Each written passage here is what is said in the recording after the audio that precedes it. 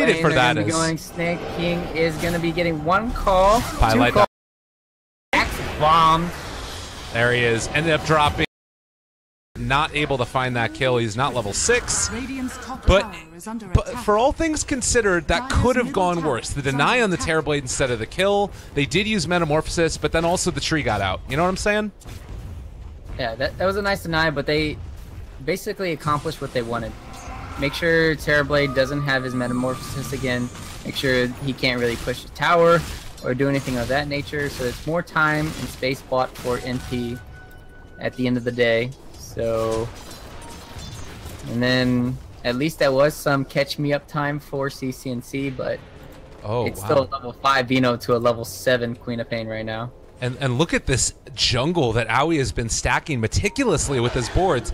He's got a double stack here on the medium camp and then a triple one off to the side for MSS to get his Blink Dagger. This is going to be a rapid infusion of income. I'm just gonna watch MSS. He's gonna die now to the neutral some way because it's caster curse, man. It's gonna happen. No, it's not. I'm sure that he'll take care of himself there. It's about a 3,000 net worth. We did also see Envy use his ulti over here in the jungle to take down the Ancients, and you know, if you're not gonna try and force the tower with it, then it's a decent way to get your farm back up a little bit more as well. Yep. He really likes. Oh.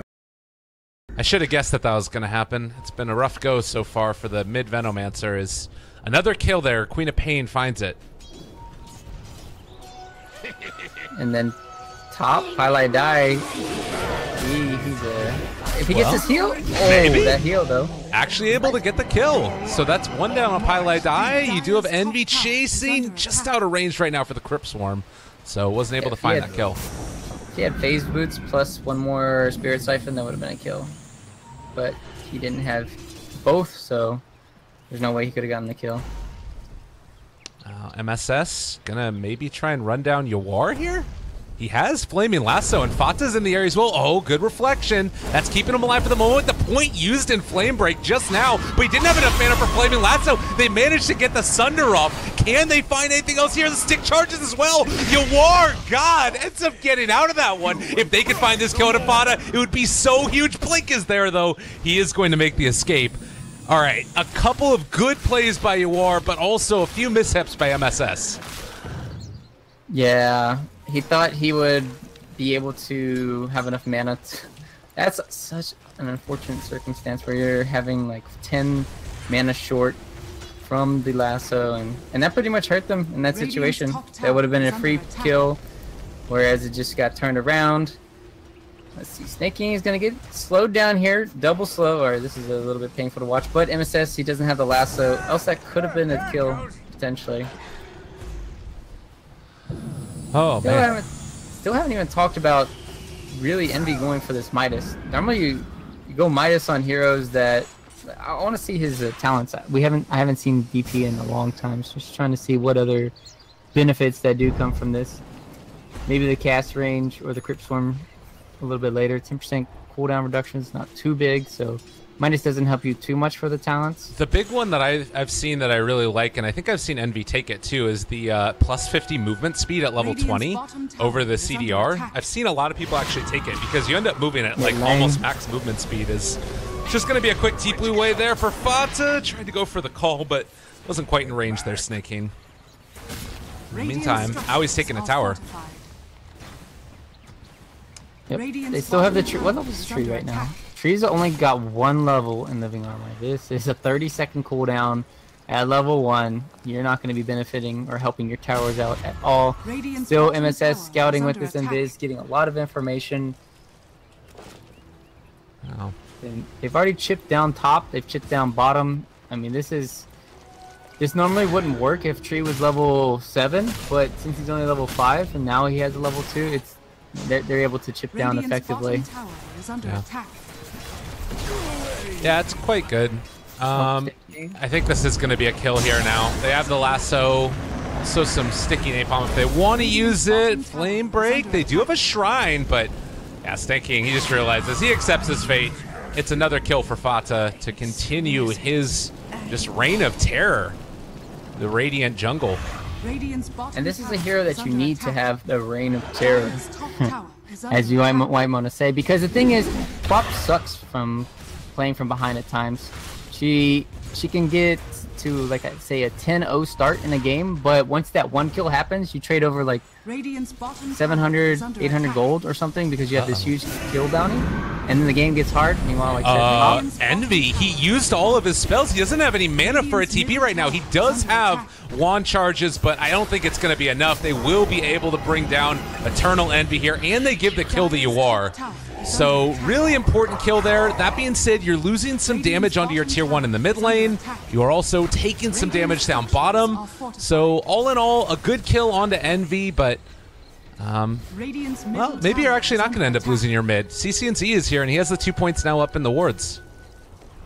Yep.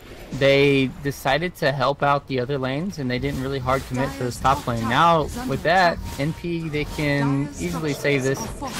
Snake King's gonna die here. Yep, Sonic Wave to the face. That'll do it. That will just about do it. Yawar's gonna TP bottom. That would have been a good play for Snake King if he... Oh, he's gonna... He knows he's there. There's a nice clear attempt to spot out the tree, but didn't find him. He also doesn't have dust. Yeah, just sitting pretty right now. He has enough gold now to pick up the Solar Crest if he wants to take it. Bottom lane, they're setting up again onto Yawar. This is the Blink Dagger. They immediately pop Exorcism as well. So Envy is just going to run right into him here. But Yawar, not enough mana and Sunder off cooldown. He will go down there. MP is just running the hell at iiGG, and they just don't have the answers to really stop them right now. And in the meantime, he actually goes back for the drums instead of finishing off the Solar Crest. Interesting build here by Aoi. You normally, when I think about AUI, I'm thinking, what possible way can I buy a mana item where I can stay? Twilight Dive into your waves, it'll be fine. I feel like AUI is one of the... Oh, Bada jumping in aggressively, has the haste. He's fine. Yeah, but back to AUI, I feel like he's one of those guys that always buys drums in almost every single game that I watch. I feel like he utilizes the drums very effectively for his allies, as well as he just loves having his mana regen. I feel this 50% extra mana regen just allows him to spam out anything he wants and all the heroes that he does play. Do see Snake King here off to the side. This could be a pretty big pickup. They're waiting for the jump, the call, the catch. The Veno ulti as well, and that should be the death of Aoi. MSS going in for CCNZ here, but misses the last. Actually has his own cooldown for one more second before he went in. There's still a lot of heroes in the area for NP. CCNZ gonna be pulled back in. Do they decide to reinitiate? They do have the blink available for Snake King if they want to try and run down Envy. It's just a little bit too fast with those phase boots as well as the Yule Scepter, and a nice blink away there will secure the retreat for the rest of iiGG. Fada was so wanting to go in there. When you have Arcane Rune, you just want to throw out that ulti as quickly and effectively as possible and then just get out of there, but they already used the Blink Dagger of Batrider and Lasso, so they don't have any more chase potential. War on the front lines here. This could be a bit of a trap. They have DP ulti up in 10 more seconds. As you mentioned, Fata's still in the area. Yawar is going to be the one that baits it, but they just deny the tower, and now everybody is going to retreat. Meanwhile, AUI always in the bottom lane. This is where you want to play as a Beastmaster. I was kind of surprised him being in the top lane there. That was a nice debate coming in from GG earlier, where they did get the Beastmaster kill, but nice rebuttal kill coming in from MSS, completely shutting down the Veno even more. It's 15 minutes in the game and he still doesn't have Midas. I was going to touch on it, but there's just so much action and he's just been crippled this whole game, and he needs the Midas just to be able to come back in this game. Right. Well, we'll see if he can get into it. Of course, there are a lot of other playmakers on this team right now. You know, Snake King is going to be one of those guys building into this Blade Mail. It's actually really effective too against DP because you get the bonus armor from Berserker's Call, and then you also are still going to be dealing a ton of damage through Blade Mail because of the way that's been changed recently. Still be affecting regardless of what armor is. So here comes the smoke play. They want to wrap around. They might run right into Axe, though, and Snaking, they're going to get some smoke on smoke action. This is 3, 2.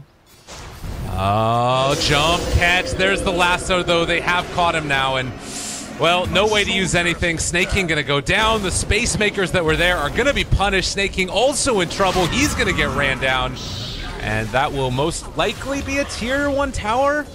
Yeah, with the DP ulti, certainly. MSS just having the quicker reaction time, and even if Axe does blink in and do something, because of the way NP were positioned, they're not all going to get called, so it wouldn't have mattered. It's just Batrider is way more effective in these little skirmishes when there's just not a lot of grouping up. I love that. Envy, he goes away for a second to Exorcism farm the Ancient, and then he comes back because all the spirits are returning and gets the last still on the tower still. Like, I'm not going to help you guys take the tower, but I'm sure as hell going to get that last hit. That's great. Hey man, that's how you got to play as a core. You got to be greedy. If he can't get kills, he's 1-1-1 this game. Yeah. He's got to take some objectives for himself. Absolutely. Makes a ton of sense. In the meantime... So, war? Yeah. Nice, fine. Hey, that's a level 3 poison. If that was one more, that could have potentially stunned. No Grave Dazzle. Haven't seen this in a while, but it can be very effective.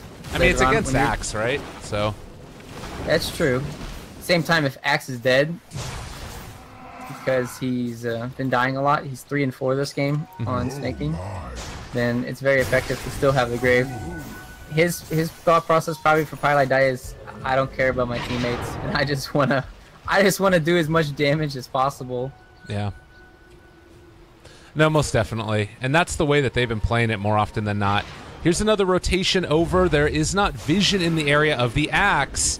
Can they actually run down EE here? They do have level 6 on Tree. They're going to be able to go for the Eul Scepter lift up. But now Snaking with the initiation soon to come. Right?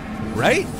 Where is everybody? They're waiting for the reaction. There's the rest of the side of NP that's just too far away. So apparently they don't even need Snaking there for the hill.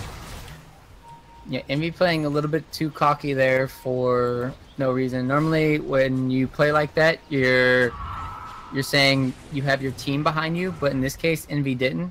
Sometimes the high level players like Arteezy and stuff will do this, where they fake out that they have people behind them, but then they don't. So you're able to get more objectives around the map. Right. Like they could be pressuring bottom with AUI, and then they all be smoked behind AUI, or they could all be behind Envy. It's just a gamble. And then iiGG, they took the right approach, not hard committing. I really love what CCNC did there. He held his Gale until Envy used his Euls. So then he used it afterwards to get that slow.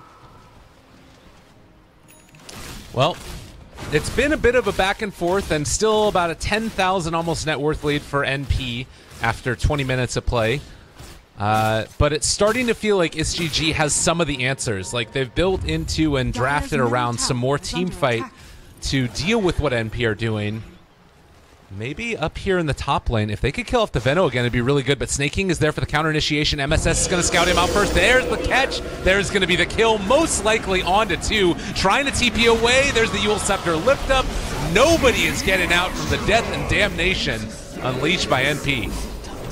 Well, at least the one good thing now is MSS has to potentially go back to base, and then Fada TP'd.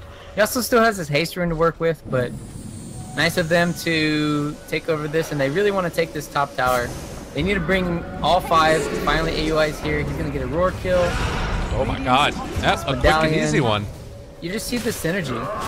Exorcism is physical DPS, so what better way to buff it up than spam medallions. Yeah. And solar crests. One unfortunate thing is they didn't have Exorcism left up after the fact. With all the right clicks, you have Inner Beast maxed out at this point. Even Pylai Die getting in on the action. It's an easy tier 1 tower taken. Yeah, what this tier 1 means is it matters a lot. This tier 1 is very important for iiGG to hold, and with it falling, now this opens up Roche. And then it also opens up NP to feel a little bit safer farming in their jungle. Because what was happening before was AUI was kind of parked in the bottom lane, while iiGG, they had some heroes parked in the top lane. Kind of, you could just send the Terrorblade illusions in the jungle or just have people appear. So with that, now the map opens up for them. And then let's see. I'm trying to think what iiGG can really do to get back in this game. War does have his Manta style complete, so they do have some way of turning around team fights, as we talked about during the draft. You need Manta style very soon and very early, so you're able to counter out the silence coming in from DP. So they do have that. You do have a second source of silence now as well with the Orchid done on Queen of Pain, but Yawar can still keep this pressure on here. And I mean, this is the nice part, is you fight around the cooldowns of NP. DP doesn't have ulti back up for another 15 seconds. They know this. They take down the tower. And now if they want to, they can just back on out and try and play around the next time they have Metamorphosis. The DP build, again, this is what we've been seeing out of NB every now and then, is going for the Solar Crest on him as well. So you have it on Aoi, you also have it on the DP. Just maximum physical damage. Yep, they all smoke up. They had this ward. Showed where they all were. And then with this Metamorphosis down, that's pretty much a free Roche and potentially free kills here. They want to go for the kills first, but do iiGG realize that this is coming? You also have Grave still not skilled on Dazzle, so there's a way to bring down the DP if you can find her. And Vision right now, you can see that iiGG just reading the map movements, knowing what could be coming, and they might think about smoking out for themselves, maybe to contest. Do you like that idea, or is that too scary? No, there's no way in hell they contest this with no Terrorblade ulti. There's just no possible way, and this dies super fast. MSS also picked up the gem. They need to be a little bit careful. They're going in for it, kind of. Are they looking for a pick-off after the fact? They're sort of in position to come and fight this, but it's scary. DP ulti is going to run out very shortly. That might be one of the things. Weave is also down. Envy is backing out. Looks like they do not want to stick around in spite of that Aegis, since it's on the Queen of Pain up here on the top. It's always do use the smoke for iiGG, because sometimes you have somebody that'll alone farm when somebody's doing Roche. Sometimes you'll have the enemy team split up after they do Roche, and then sometimes you'll just find a really good opening where you can find, you know, two heroes just caught in an axe call. Yeah. I don't mind them going for that play. It's not a bad one, even though they're most likely still going to get Roche on the MP side, but you can still make plays because you have the surprise factor with Roche. I mean, with smoke. Yeah. Fata here thinking about going in on that Veno. Will be able to find it. Tree armor is there, though, keeping him alive for the moment. And now the call. Blade Mail as well. That burns through the Aegis. CC&C still taking that DOT. Needs to pop the wand right now to stay alive in this one. Has his ulti as well used. And that's going to be another kill. iiGG burn the Aegis and also take down Fata. Oh, it's one of those kills that kind of talk about. Stan King, is he going to be in trouble here? Are they going to still fight? Flea? He almost got him. Aoi also running away. I mean, you talked about ways to get him back in the game. That's certainly one of it. Oh, meanwhile, MSS pinging out top lane. Uh-oh. War is all alone in no man's land. Yeah, there's a Manta style turns to fight this. Might be able to just bring down MSS himself. No, he does have a Sunder when he comes back from this, as well as 17 wand charges. He's not going to be able to make it happen, though. Now the jump forward, Snake King wants to battle, wants to fight. Can they get the kill? They have enough damage from MSS. All right, yeah, that might be a question mark worthy, but it happens. There's the Yules. He Yules them. You happy now? He just like looked at his two allies getting called and blade mailed to death. I was baffled. I wanted to play Envy's hero there for a second. So, well, could have potentially went a little bit better there for NP. They did get the Terrorblade at least, so Queen of Pain initially went down twice, which is a huge deal. They weren't able to use the Aegis to siege down tier 2s, and then the other side, Terrorblade did get taken down, but still, Flea has his Blink Dagger super farmed on the tree. Can't really kill him just yet. Are they gonna... It looks like Tree is just scouting things out here, soaking up some experience where possible. I like the Blink Dagger purchase. I feel like far too many people just try and rush an Hand of Midas on this hero, but it can be really good if you wait on a little bit longer and get those first couple of mobility and you know, team fight items. Yeah, I still think Solar Crest is really good too this game. Yeah. The Solar Crest helps out a lot against the mass Solar Crest buying of the enemy team. You're gonna need a lot more armor to be put on your allies who are getting gone on just to save you. But MP, they have a really good mix of physical as well as magical damage this game. Even a lot of some pure that Sonic Wave.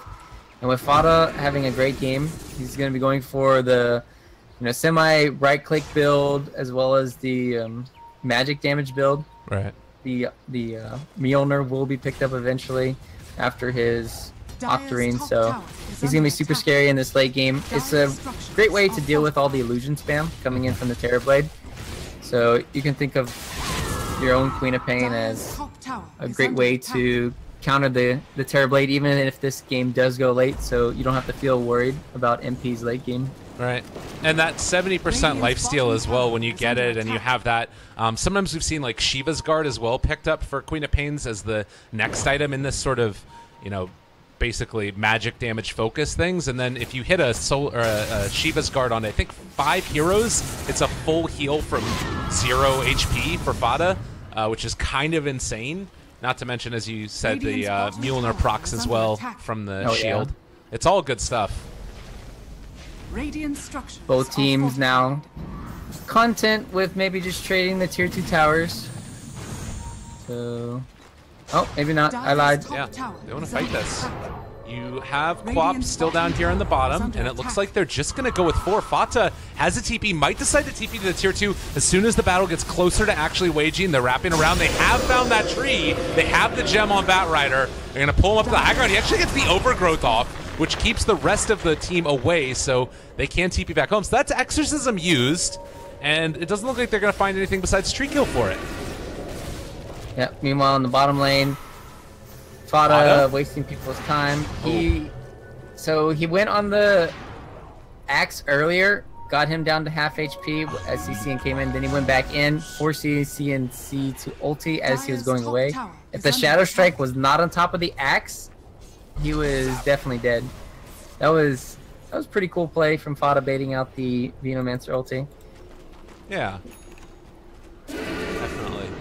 Maybe start thinking about building some way to break TPs other than just, at this point, even all they have is tree and then axe, right? Like, I don't know what you build into necessarily, or if you just need to build into other items anyways. It seems like MP is always going to be able to TP out. The best way is... just kill him? Yeah. Yeah, I'm trying to think. Normally you would want to go Yules on someone, but none of these heroes kind of want to go Yules. Abyssal Blade, none of these heroes want to go Abyssal Blade. Sheepstick is counterable by Lotus Orb, and it's not that good of an item at times. So, yeah, I don't know how they're going to compensate for that. They're just going to have to probably use their overgrowth at a great timing, as well as just maybe the bashes coming in from Flea. But this is also a pretty... I feel like it's still a strong strategy from iiGG in spite of the deficit they're at, 12,000 net worth. Because you've got Coddle, and you've got Tree, and you've got Venomancer. Like, it's going to be so hard for NP to actually break the base here, even if they do get all of the tier 2 towers, which they haven't been able to yet. Yep, and the best part is that Yawar's been able to split push, and that's the effectiveness, right? Because Yawar can always be split pushing and then get recalled into the team fights. That's where the Coddle D push, like you're saying, the Coddle D push plus the Venomancer as well, is just going to benefit them more. They can always go for these trades, whereas NP, they kind of always have to look for these plays to stop the split push coming in. Now check this out. The Envy movement speed when he pops phase boots, 533 with that talent. He moves really quick. I really like there's been a couple of big movement speed perks, as I think that Flea might have got spotted. Oh, Messes didn't quite see him.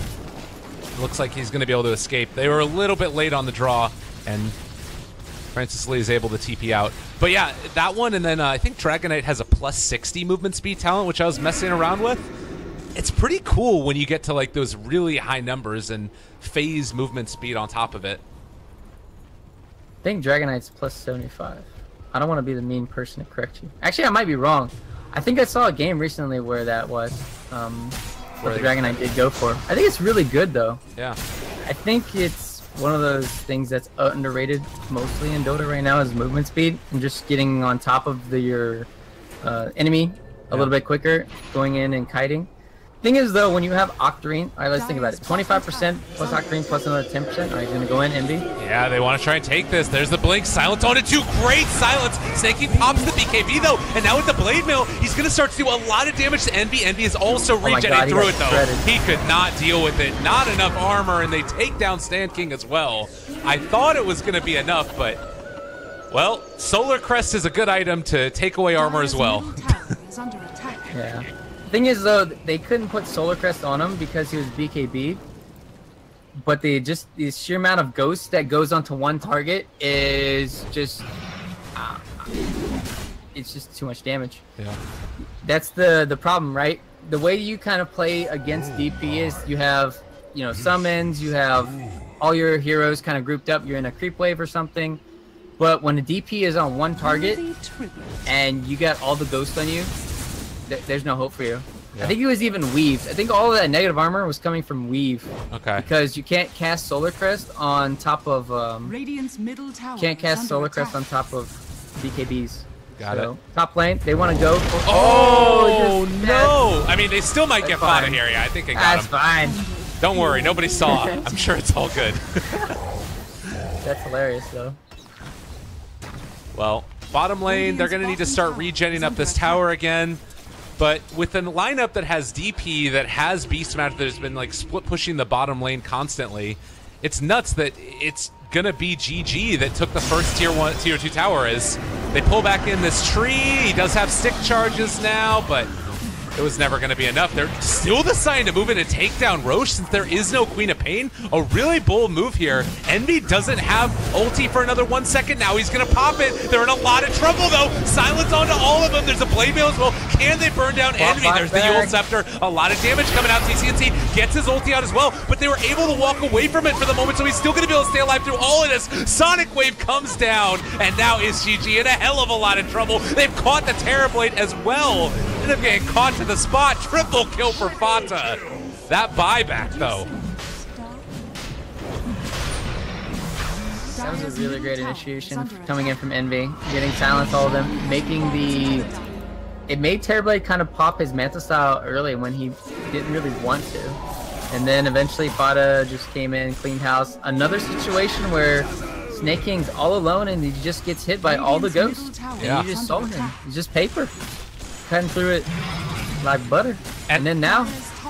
I wonder if some of that too is because when Envy popped that ulti in the bottom lane, he did it as soon as he bought his Octarine core. So I wonder if they thought it was still on cooldown at that point. You know what I mean? Yeah, it's one of those situations where you already use your Metamorphosis to kill the top lane, Queen of Pain, and then you're just like, okay, well, we need to take an objective, and the only objective that's really close to where we Metamorphosis was Roche. Right. So it was a really good call, but unfortunately Fata had buyback, so it turned out to be a disaster. Absolutely. Well, the plus side here is that they aren't going to lose anything more than a tier 2 tower, it looks like, for iiGG. So tier 3 tower still stands. It's going to be fully healed back up, and with everybody respawning, they obviously can't do much about it, but it did push it to a 20,000 net worth lead now for Team NP.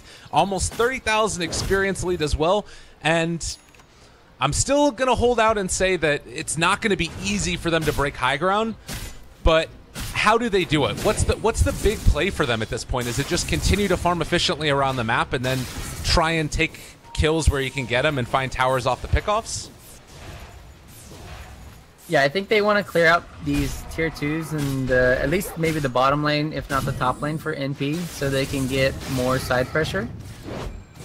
Trying to see if MSS is going to cut out. I really love the Shadow Blade. So what I was going to talk about is you want to get a way to initiate onto the high ground that makes it easier, and the best way to do that is with a smoke. But another way to do it is with a Shadow Blade. And with Shadow Blade now complete on MSS, they're going to be able to stealthily position themselves into a better spot. Oh, they have found the axe for the moment. Snake King just going to end up trying to TP away with the BKB, but it was not going to be there. And everybody else, well, from iiGG, is going to TP back home. Tree is going to be here to try and cut the creep wave, it looks like. And everybody else will probably head out across the map to push out creep waves as well. So there's no way for them to fully commit onto these towers. Yep. And then meanwhile, bottom lane, they have their eyes on CCNC. This is a gem right now. It's going to be huge. Oh no, he spots MSS. There's going to be the Hurricane Pipe trying to get away. He doesn't have anything else except for the Roar, and well, that's going to be a kill going the way of They're MP. also chasing your war here. 1v1. No. How far away? I mean, Sand King is here as well. I think that they're okay. Mana leak, brah. I don't think you can move. Now you definitely can't move. Out of mana, I'm going to be forced back. Tree is going to keep this pressure on in the top over here. The game plan hasn't changed for iiGG. Radiant's bottom tower is under attack. Yep. Split up the map as best you can. Hold your high ground. Try to win a team fight some way. Their team fight is just not as strong as NP's. They have to rely on these huge X balls, and then they have to rely on just Terrorblade somehow carrying the game with overwhelming items and DPS, but it's very hard when NP are just itemizing effectively, where they're just getting mass armor items. Especially, they're gonna have Shivas soon on. Well, they already have the Shivas completed on DP, and then they're gonna have the AC from Bata. Plus, they have the Weave, Solar Crest, Medallion. Solar Crest and Medallion both stacked. That's why you noticed that Twilight Dye didn't upgrade. Right. I mentioned that a little bit earlier. Uh-oh.